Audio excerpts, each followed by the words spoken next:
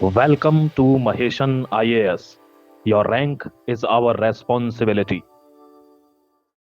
दुनिया में एक से एक खेल हैं और उन खेलों को खेलकर खिलाड़ियों ने काफी नाम कमाया, बड़ा नाम हुआ, नए आयाम रचे गए। लेकिन कुछ खेल दुनिया में ऐसे हुए कि जिनको खिलाड़ियों के नाम से जाना गया। और दुनिया में सबसे बड़ा खेल माना जाता है राजनीतिक पृष्ठभूमि। राजनीतिक पृष्ठभूमि के करंट टाइम का सबसे बड़ा खिलाड़ी बनकर निकले भारत के प्रधानमंत्री नरेंद्र दामोदर दास मोदी। जय Hind. I welcome you on Maheshan IAS digital platform. और आज बात करने जा रहे हैं दुनिया की उस हलचल की जिसने 1 घंटे की मीटिंग में व्हाइट हाउस जैसी मजबूत बिल्डिंग की नींव हिला के रख दी। एक ऐसी महाशक्ति कि जिसके ऊपर हर कोई सिर्फ सर झुकाता था, जिसके सामने हर कोई अपने नियम नतमस्तक कर देता था, आज उस महाशक्ति को खतरा है। एक ऐसा लीडर जो धरती में रेंगते हुए चिड़िया के बच्चे से आसमान का सीना चीरकर बाज बन जाता है। यानी एक ऐसा किंग मेकर जिसके लिए जो जाल बिछाया गया था उस माया जाल का पर्दा फाड़कर वो एक शिकारी बनकर निकलता है। बात कर रहा हूं नरेंद्र दामोदर दास मोदी की। दोस्तों, आपने देखा होगा राजनीति पूरी तरीके से बदल चुकी है और राजनीतिक गलियारों में हलचल है नरेंद्र मोदी के नाम की। विश्व में सबसे उभरता हुआ लीडर जिसने भारत को एक ऐसे मंच पर ले जाकर रख दिया कि जो किसी ने कभी कल्पना भी नहीं की होगी।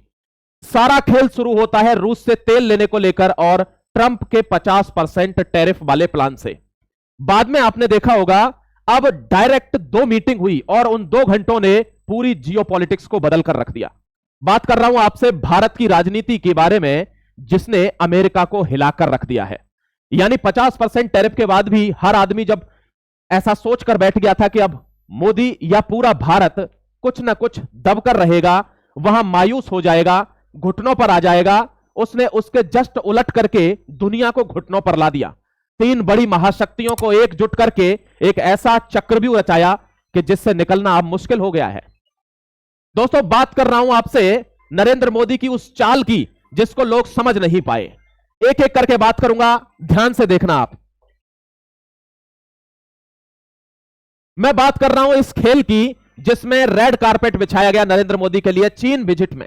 ऐसा पहली बार हो रहा है जब किसी नेता के लिए एससीओ समिट में सबसे ज्यादा बड़ा वेलकम किया गया हो। भारत, चीन, सभी प्रायोजकों ने इतना बड़ा प्रायोजन किया जिससे भारत ओवरवेल्म्ड हुआ। ऐसा क्यों? आपको पता है चाइना के पाकिस्तान के साथ संबंध है, तो क्या यह किसी बड़ी साजिश की आहट है क्या? या भारत के सामने नतमस्तक हो चुका चीन अब चाहता है कि भारत से मित्रता किए बगैर ना मैं साउथ चाइना सी में कुछ कर सकता हूं, ना एशिया में अपना प्रभुत्व जमा सकता हूं। ऐसा एक चक्रव्यूह रचा गया भारत की राजनीति में।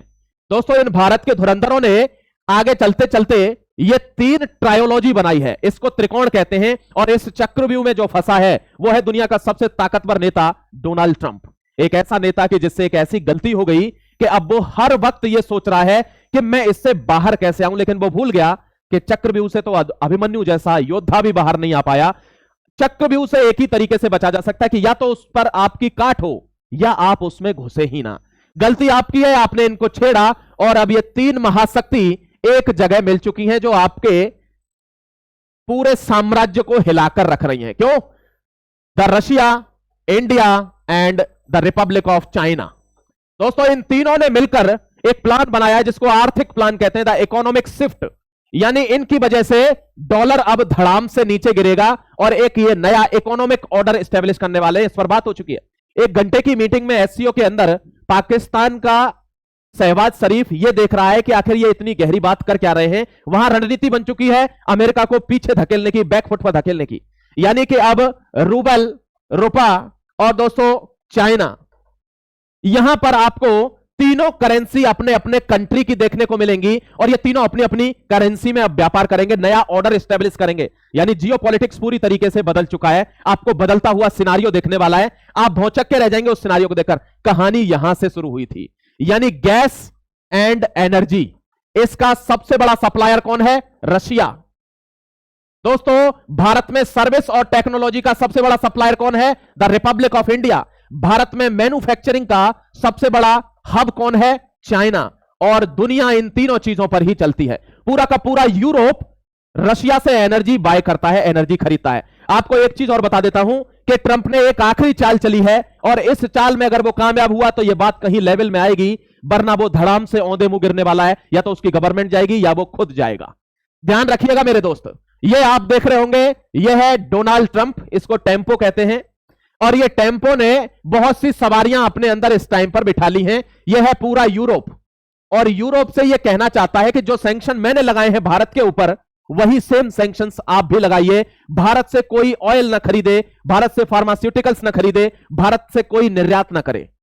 लेकिन ये इतने मजबूर हैं कि ऐसा हो नहीं सकता, क्योंकि रशिया से पूरा यूरोप गैस और एनर्जी बाय करता है।